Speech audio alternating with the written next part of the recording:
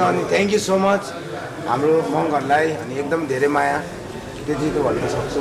के भन्नुभयो तपाईँलाई भेटेर? खुसी लाग्यो, म सिक्किमबाट हो आया भन्नुहुँदै थियो अनि थ्याङ्क यू सो मच। तपाईँले कस्तो प्रतिक्रिया पाइरहनु भएको छ? प्रतिक्रिया अल ओभर मुभीकै एकदम राम्रो भइरहेछ। सबैजनाको कामहरू एकदम मन पराइदिनु भएको छ होइन। अनि एउटा डाइलेक्ट बोलेको थिएँ मैले, दिल धड्किने गाला अझै एउटा डाइलेक्ट थियो मेरो, दिल धड्किने गाला चड्किने भन्ने, त्यो चाहिँ जस अलिकति क्याची भएछ जस होइन। भेट्दाखेरि त्यही भन्दै हुनुहुन्छ होइन, एकचोटि बोल्दैछ भन्दै हुनुहुन्छ, त्यो खुसी लागिरहेछ आफूले गरेको काम होइन। यस्तै तारिफ पाउँदा एकदमै धेरै खुसी लाग्दो रहेछ। खुसी छु, फिल्म पनि राम्रो गतिमा गइरहेछ है। तपाईँ कस्तो प्रतिक्रिया आइरहेछ? पुरै भनौँ न त्यो 2 वर्षदेखिको जुन मेहनत थियो हाम्रो होइन, अनि त्यो अहिले मेहनतले चाहिँ एउटा जुन रिजल्ट आउनु दिन्थ्यो त्यही माथि नन होलिडेमा यो लेभलको जसरी अडियन्सहरूबाट जसरी रियाक्सन दिइरहनु भएको छ होइन, जसरी पोजिटिभ रेस्पोन्स दिइरहनु भएको छ, अत्यन्तै खुसी छौँ हामी। किनकि सुरुमा चाहिँ हामी भनौँ न एज अ डिरेक्टर डेब्युटेन्ट कोही कताबाट भन्ने थियो नि त, अन्डरस्ट्यान्डमेन्ट पनि थोरै भएको पनि थियो होला त्यो आफ्नो हिसाबमा होइन। तर जुन लेभलले अहिले फिल्मले जसरी पोजिटिभ रेस्पोन्स पाइरहेको छ, अनि त्यो मेन कुरा भनेको चाहिँ हामीले जस्तै कुनै क्रिटिक्सले के भनेको त्यो यताउता भन्दा पनि मेन अडियन्स हो हाम्रो लागि भगवान् भनेको। उहाँहरूको रियाक्सन के हुन्छ, उहाँको रिभ्यू के हुन्छ, हाम्रो त्यसले म्याटर गर्छ होइन। त्यो हामीले चाहिँ एकदम 100% हामीले राम्रो पाएको छौँ। त्यो भएर चाहिँ अत्यन्तै खुसी छु म चाहिँ। म त एकदम खुसी छु। सबैजनाले मन पराइदिनु भयो हामी सबैजनाको काम, अनि हाम्रो सरहरूले निकाल्नु भएको फिल्म ओभरअल एकदम राम्रो, एकदम इन्ट्रेस्टिङ भनेर भनिदिनु भयो, होल्ड भयो भनेर भन्दै हुनुहुन्थ्यो। अहिले पनि तपाईँको क्यारेक्टरसँग कति धेरै रिलेट गरेँ भनेर भन्नुभयो। म त एकदमै खुसी छु। आज निन्द्रा लाग्छ? आज चाहिँ मजाले सुत्छु। सुत्छन् कुरा एकदम रमाइलो भइरहेको छ। सिटमै चढी अझ पुरा हाइट दिइरहनु भएको। अनि यतिको इनर्जी त हान्नु पऱ्यो त होइन। यतिको मान्छेले तताउनु पऱ्यो त। हाम्रो त अब यङ्स्टर्सहरू बेसी हुन्छ, मेरो फलोइङ गर्ने मलाई फलो गर्ने मान्छेहरू यङ्स्टरहरूमा त ब्लडमा अलिकति हिट त ल्याउनु पऱ्यो नि त। त्यति गरेर त्यसैले पनि चढेको हो मैले होइन।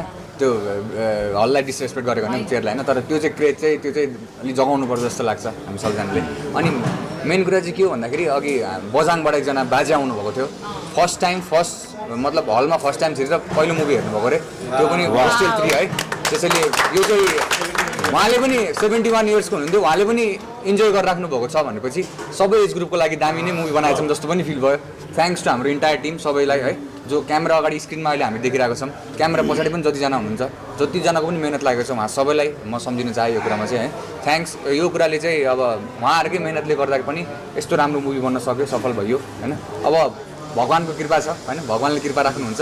अब आगामी दिनहरू अझै दिनहरू चल्ला होइन, भगवान्को कृपा छ भनेपछि। Thank you so much. भगवान् भनेकै फेरि अडियन्स हो है, अडियन्सको कृपा भनेपछि अझै चल्छ, त्यो ढुक्कै चल्छ।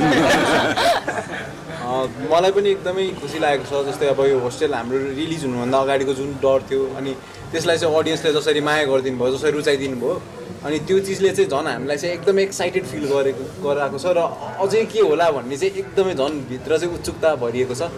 अब सायद अझै माया गरिदिनुहुन्छ होला, झन् रुचाइदिनुहुन्छ होला। अनि त्यही चिजमा चाहिँ अब हजुरले जति माया दिनुभएको छ त्यसमा चाहिँ हामी एकदमै खुसी छौँ, एकदमै थ्याङ्कफुल छौँ जस्तो लाग्छ। धन्यवाद सबैले। फिल्म राम्रो बनेको छ, सबैले एकचोटि आएर हेरिदिनु होला है, यही भन्न चाहन्छु। सो आज कतिजनासँग फोटो खिच्नु भयो, अटोग्राफ माग्नु भयो कि भएन, त्यो पनि सुनौँ है, यतैबाट जान्छ।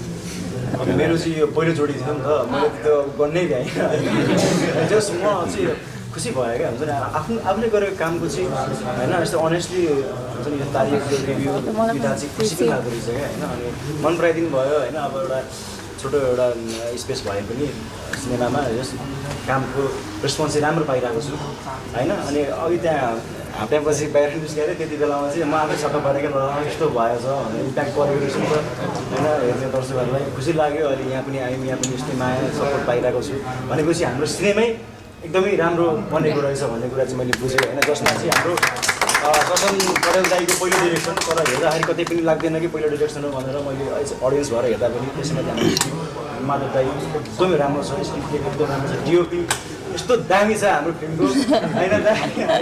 सबैजना हाम्रो प्रोड्युसर सरहरूसँग दाई, हाम्रो प्रोडक्सन म्यानेजर दाई, हाम्रो याम प्रसाद दाई, हाम्रो सबै युनिटको टिम चाहिँ एकदमै टिमको काम चाहिँ राम्रो भएरै आज हो यो होइन यस्तो पाइरहेको छौँ। धन्यवाद तपाईँहरू सबैजनालाई। अझै हेर्नु भएको छैन भने हेरिदिनु होला। हलमा गएर भर्खर आजबाट मात्रै लागिरहेको छ होइन। अब यसरी नै साथ सपोर्ट पाइरहँ भन्छु। धन्यवाद। ओके सो अटोग्राफ चाहिँ दियो कि दिएन आज? फोटोग्राफको जमाना सुरु भइसक्यो। अटोग्राफ पनि दिनु छातीमा प्र्याक्टिस गर्नु भएको छ कि छैन भोलिको दिनमा दिनु पऱ्यो भने भनेर? अब हेर्दै जाउँ होइन। अब मोबाइल फोनको जमाना अहिले त फोटोग्राफको जमाना छ, त्यो भएर अटोग्राफ अलिकति लोभ नै भइसक्यो। फोटोग्राफ चाहिँ होइन यहाँ आफै नम्बर चाहिँ टिप्नु पर्ने भएको थियो एउटा। हलमा धेरै एक्साइटेड भएर मोबाइल खसेर बिग्रिएको थियो। एकजना कल गर्नु पर्यो। आज त्यो हुन्छ नि प्रेसर पनि बढिरहेको छ फेरि। भोलिबाट हल्ला लाग्दैछ भनिसकेपछि रातभरि निन्द्रा लागेन। 12 बजी यो सुटिङ बेला सुत्ने हो। पुरै कोही सुतेको छैन क्या? हामी चाहिँ पोस्टको कामले अब यस्तो छ, पछिल्लो समय चाहिँ उनीहरू त अब इन्टरभ्युजहरू पनि बिजी थिए बिचमा, उनीहरू होइन प्रमोसनमा पनि बिजी थिए। अब 2 दिनसम्म त अलिकति नर्भसनेस होइन, एक्साइटमेन्ट, यति बेला इमोसन्सहरू थियो होला। यति बेला सुत्यो भनेपछि उठेर कसले काम गरिदिन्छ त? यति बेला त हामी जाग्नु पर्ने टाइम यति बेला त हाम्रो टाइमै हाम्रो यति बेला जाग्नुपर्ने लागिपर्ने टाइम। उनीहरूको फ्युचर डिसाइड गर्ने फिल्म नै हो। होस्टेल फोर म लेख्न त त्यस्तो के थाहा होइन यस्तो फेरि होस्टेल भन्ने बित्तिकै फेरि डेब्यु नै गर्नुपर्छ है, याद गर्नु फेरि। जस्तै कोही पनि फेरि जस्तो फोमा हाम्रो कोही पनि कलाकार रिपिट हुन्न फेरि। होइन मतलब भन्नु लेख्नुहुन्छ भन्नु होइन उसलाई होइन ऊ कलाकार हो, एक्टिङ मात्रै गर्छ ऊ त फेरि पछाडि राइटर उता हुनुहुन्छ फेरि। अझै मेरो एक्टिङै सुध्रेको छैन। पहिला एक्टिङ चाहिँ सुधार्छु अझै मैले आउनु बाँकी छ। गौतमजी तपाईँले चाहिँ कति फोटो खिच्यो? फोटो धेरै खिच्यो। मलाई आयु पो घट्छ भन्ने डर लाग्दै गयो। फोटो खिच्यो नि आयु घट्छ भन्दै बिहानदेखिबाट चाहिँ किन मर्ने कुरा मात्र गर्नु? मार्ने बोलाउँदा त्यस्तो कुरा नगर। तिनचोटि थुकेर टचवुड। मैले जिन्दगी सबै जिएँ भनेर सोचिसक्नु भयो कि अब सन्यास लिने विचारमा हुनुहुन्छ? त्यस्तो होइन, त्यस्तो त कहाँ सोच्नु। आफ्नो 2टा नानी छ। मैले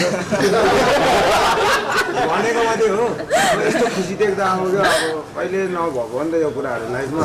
अनि सबै नयाँ चिजहरू हुन्छ। आहा कति राम्रो भन्ने हुँदो रहेछ क्या लाइफमा। अनि त्यो देख्दा आनन्द लागेर पनि त्यो बोलेको होला जस्तो लाग्छ। अब त मर्दा पनि खुसीले मर्छु भन्ने टाइपको नि सपना देख्नु पाप होइन भनेको सपना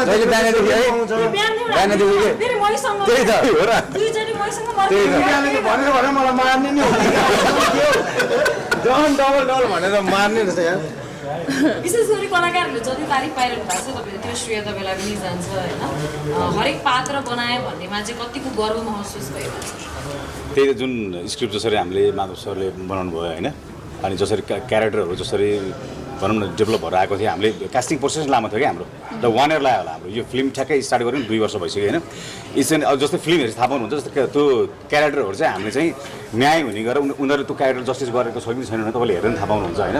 किन पदम सिक्किमबाट आयो, रिहान चाहिँ भुटानबाट ल्यायो, पारसले यताबाट ल्यायो भन्दा हरेक इन्डिभिजुअल क्यारेक्टरहरूलाई हामीले अति नै डिटेलिङ नै गरेर गरेका थियौँ। अब जहाँ अहिले जुन पर्दामा हेर्दा जसरी अडियन्सले अब रियाक्सन दिनुभएको छ, अब यो छ राम्रै कलाकार भनौँ न। मेरो स्क्रिप्टलाई चाहिँ न्याय गर्ने कलाकार छानेछु कि जस्तो चाहिँ फिल भएको छ अहिले मजाले नै, त 100% नै।